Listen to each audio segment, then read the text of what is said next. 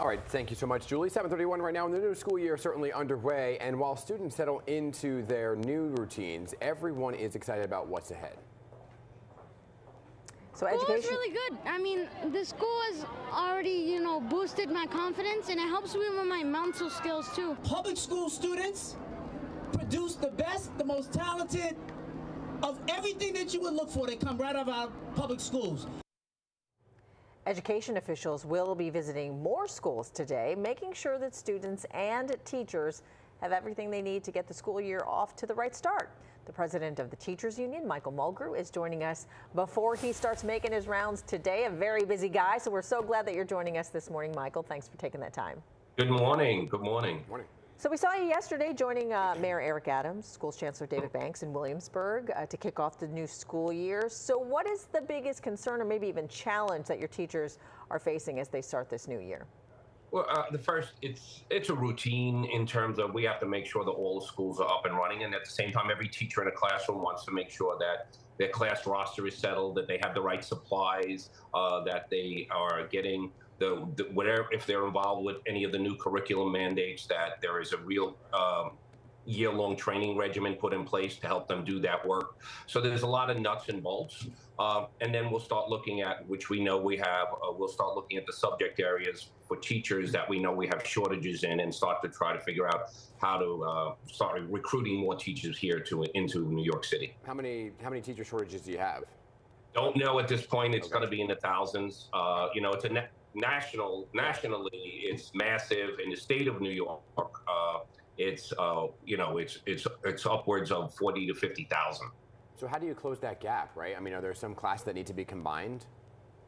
No, what you do is you actually have to start doing the work of working with the higher ed institutions. Also, you have to recruit for New York City. That's why it's so important. As I know, I know when I say lowering class sizes, because the teachers in New York City, all they have to do is step over the boundaries of New York City, and they can be in a school district where they have a much lower class size. So we have to make it appealing to teachers to come here. So that's part of what we need to do. On top of that, are you still struggling to find Spanish-speaking teachers, especially with more migrant students coming into the system? It's a lot more than Spanish. We have all close the to languages. 200 people. There's no school system like this. You're talking, this year we'll see where it is, but we're approaching 250 different languages being spoken in our school system. Wow. There's more languages spoken here than anywhere else on the planet. Right. There was a major concern, obviously, for everybody is always school safety, top of everybody's mind. So for parents, teachers, and students, have you been able to speak to the teacher who was grazed by that bullet on Wednesday in the Bronx? What did he say? Is he concerned about it happening again, or just safety overall in the classroom? He's such a great guy. First thing he said to me, I got to get back. He goes, I know I have to deal with this for a couple of days, but I got to get back. My kids need me. That's the first words out of his mouth to me. And that's what teachers are. It's New York City, and we have to always look at the safety of schools.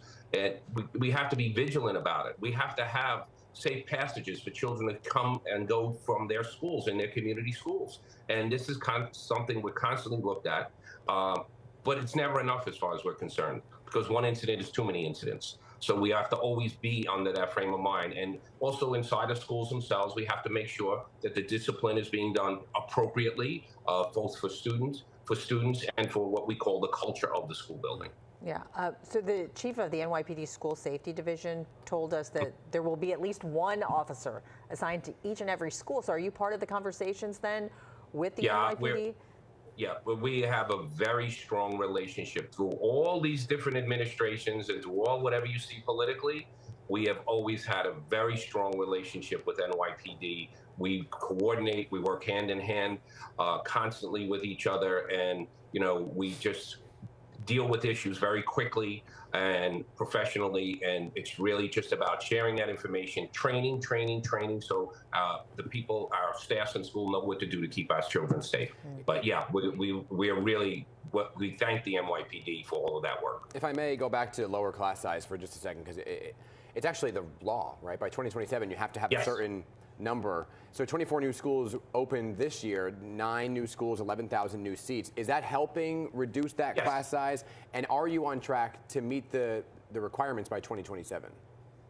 Well, we're right now we're going to go over what we needed for this year, which was 40%. This year we have to start training our school communities. That's both our teachers and our parents. Really, it's teachers and parents working together. I was at a school in Queens on Wednesday, and this was a perfect example of a school community working with the parents. Their entire 6th grade and a third of their 7th and 8th grade are now in complete compliance with the law, and they know they'll be done in 2 years. There's flexibility in the law where we know it's going to be an impossible situation at this time, but we have to change that situation, which the law requires to do.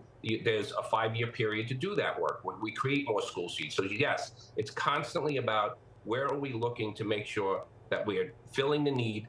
But this is about our children getting the same equality as the rest of the children in the state. And it's about the learning environment for our students. Parents have to understand that more and more, because there's a lot of misinformation that's been spread out there for the last 2 years over this law. This is really changing the learning environment for your child in a much better way.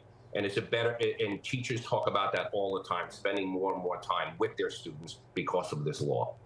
All right, UFT President Michael Mulgrew, thanks again for taking the time to speak with us, and best of luck to you and all your teachers this school year. Thank you very much. Have a great day. You too.